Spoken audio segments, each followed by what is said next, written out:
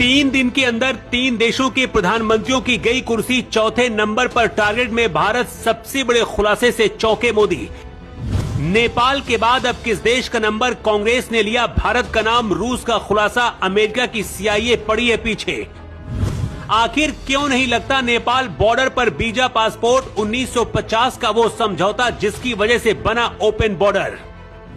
सिर्फ 3 दिन के अंदर 3 देशों के प्रधानमंत्रियों को इस्तीफा देना पड़ा। नेपाल के बाद चौथे नंबर पर टारगेट में कौन सा देश है और उस रिपोर्ट में ऐसा क्या है जिसे देखकर मोदी की नींद उड़ गई है।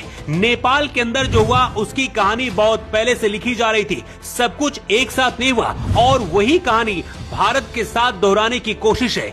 भारत पर संकट आता देखकर रूस ने खुलासा करते हुए भारत को एक बड़ा सबूत दिया है और ये भी बता दिया है कि आखिर भारत का दुश्मन देश कौन है जिसके टारगेट पर मोदी हैं। लेकिन पहले आपको बताते हैं कि आखिर सिर्फ 3 दिन के अंदर ही कैसे 3 देशों की सरकार एक साथ गिर गई और 3 प्रधानमंत्रियों को अपनी कुर्सी छोड़नी पड़ी।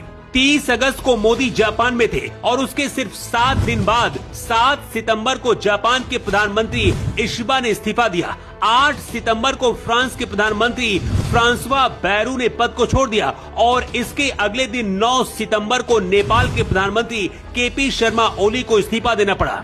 जापान में भी प्रधानमंत्री इशिबा को कुर्सी से हटाने के लिए आंदोलन चलाया जा रहा था। फ्रांस में भी देश के ऊपर बढ़ते घाटे को लेकर गुस्सा था और नेपाल में जेनजी आंदोलन ऐसा उठा कि प्रधानमंत्री ओली को देश छोड़कर भागना पड़ा। ओली सेना की सुरक्षा में है या फिर देश छोड़कर भाग चुके, इसकी आधिकारिक पुष्टि अभी नहीं हुई, लेकिन नेपाल का उठा धुआं अब भारत तक पहुंच चुका है। कांग्रेस नेता उदित राज ने भारत की स्थिति की तुलना नेपाल, श्रीलंका और बांग्लादेश में हुई उथल पुथल से की है। उदित राज का कहना है कि भारत में भी वही हालात हैं जो नेपाल में। नेपाल जैसा हाल भारत का भी हो सकता है, लेकिन उदित राज को शायद ये बात नहीं पता कि नेपाल में सिर्फ सत्ता पक्ष के साथ हिंसा नहीं हुई, बल्कि आंदोलनकारियों ने विपक्ष के नेताओं को भी नहीं छोड़ा है।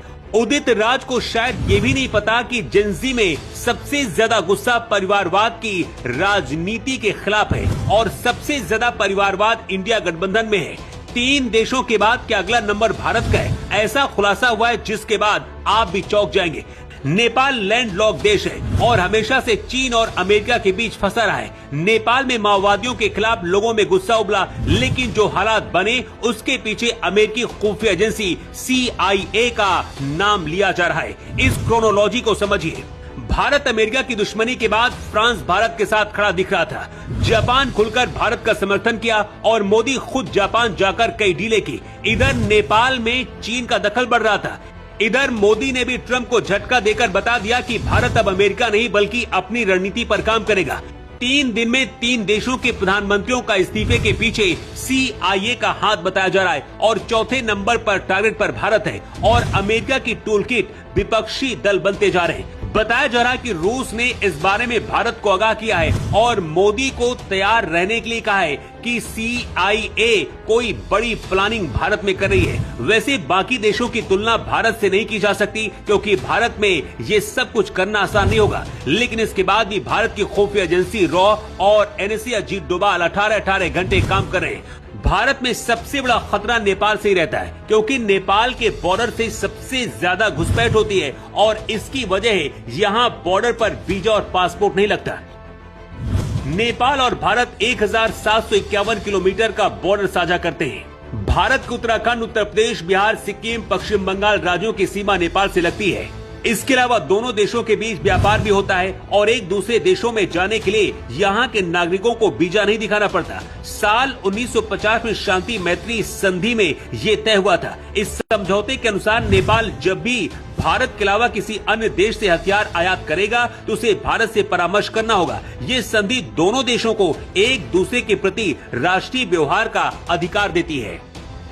हालांकि इस संधि पर कई बार सवाल भी उठते रहे। नेपाल के अंदर भी इसका कई बार विरोध हुआ, लेकिन नेपाल लैंडलॉक देश होने की वजह से नेपाल भारत और चीन जैसे देशों पर ही आश्रित है और इसी व्यापार को बनाए रखने के लिए भारत नेपाल बॉर्डर पर वीजा पासपोर्ट नहीं लगाया जाता। लेकिन ये बॉर्डर भारत के लिए हमेशा घुसपैठ का बड़ा जरिया रहा है।